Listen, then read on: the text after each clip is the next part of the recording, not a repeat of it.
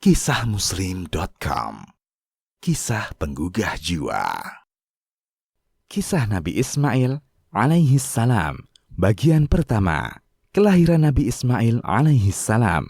Nabi Ibrahim alaihi salam ingin sekali memiliki keturunan yang saleh, yang beribadah kepada Allah Subhanahu wa Ta'ala dan membantu urusannya.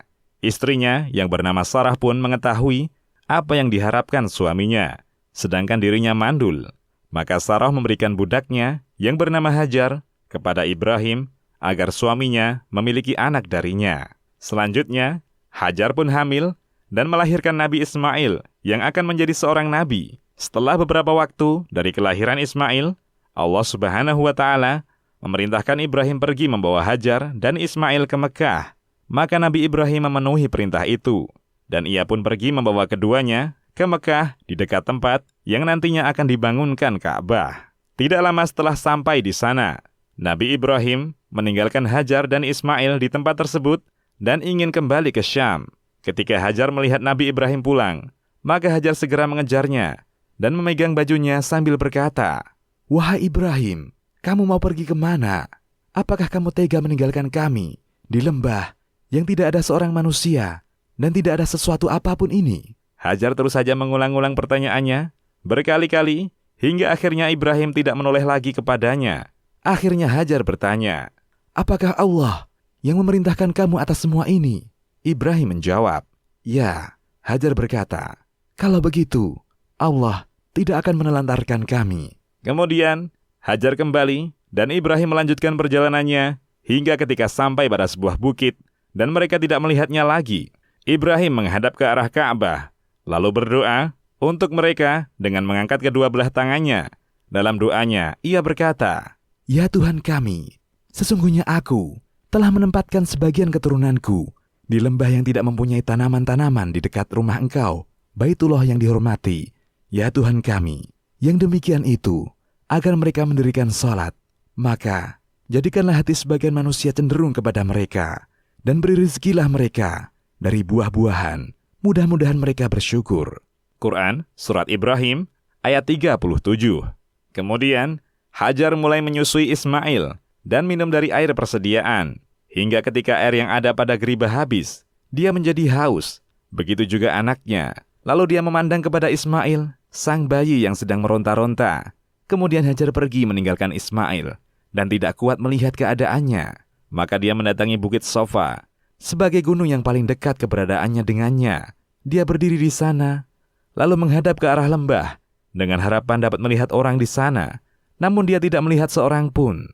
Maka dia turun dari Bukit Sofa, dan ketika sampai di lembah, dia menyingsingkan ujung pakaiannya, lalu berusaha keras, layaknya seorang manusia yang berjuang keras, hingga ketika dia dapat melewati lembah, dan sampai di Bukit Marwah, lalu berdiri di sana, sambil melihat-lihat, apakah ada orang di sana.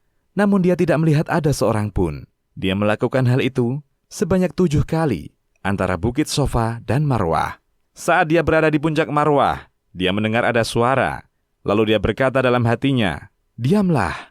Yang Hajar maksud adalah dirinya sendiri. Kemudian dia berusaha mendengarkannya, maka dia dapat mendengar suara itu lagi.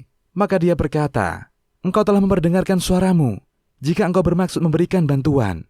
Ternyata suara itu adalah suara malaikat Jibril alaihi salam yang berada di dekat Zamzam. Lantas Jibril mengais air dengan sayapnya hingga air keluar memancar. Akhirnya Hajar dapat minum air dan menyusui anaknya kembali. Kemudian malaikat Jibril berkata kepadanya, "Janganlah kamu takut ditelantarkan, karena di sini adalah rumah Allah yang akan dibangun oleh anak ini dan ayahnya. Dan sesungguhnya Allah tidak akan menyia-nyiakan hambanya." Hajar terus melalui hidup seperti itu, hingga kemudian lewat serombongan orang dari suku Jurhum atau keluarga Jurhum yang datang dari jalur bukit Kada, lalu singgah di bagian bawah Mekah. Kemudian mereka melihat ada seekor burung sedang terbang berputar-putar. Mereka berkata, "Burung ini pasti berputar karena mengelilingi air, padahal kita mengetahui secara pasti bahwa di lembah ini tidak ada air." Akhirnya mereka mengutus 1 atau 2 orang yang larinya cepat, dan ternyata mereka menemukan ada air. Mereka kembali dan mengabarkan keberadaan air.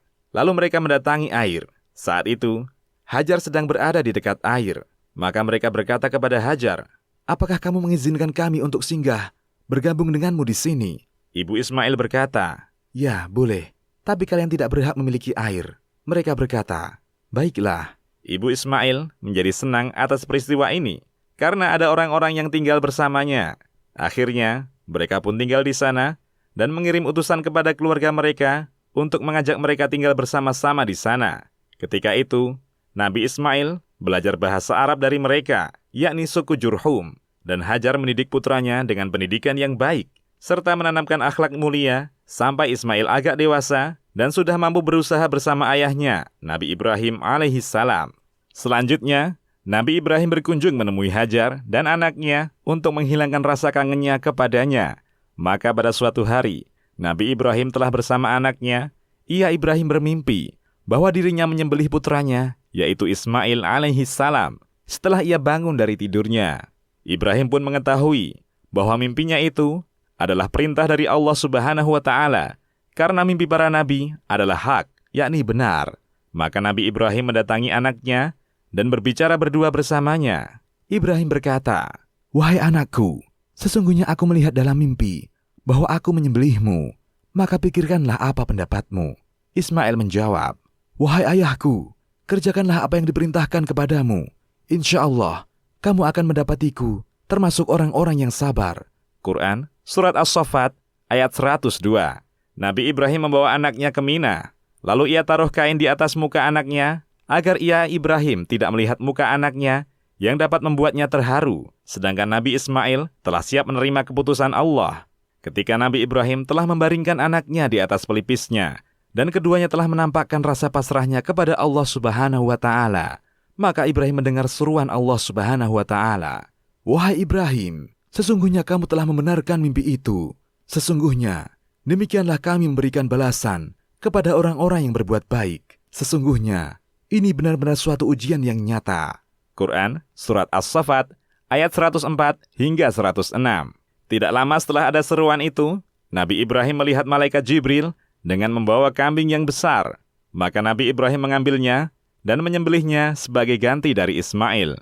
Dari sinilah asal permulaan sunnah berkurban yang dilakukan oleh umat Islam pada Hari Raya Idul Adha di seluruh pelosok dunia. Demikian, wallahu a'lam. Kisahmuslim.com. Kisah penggugah jiwa.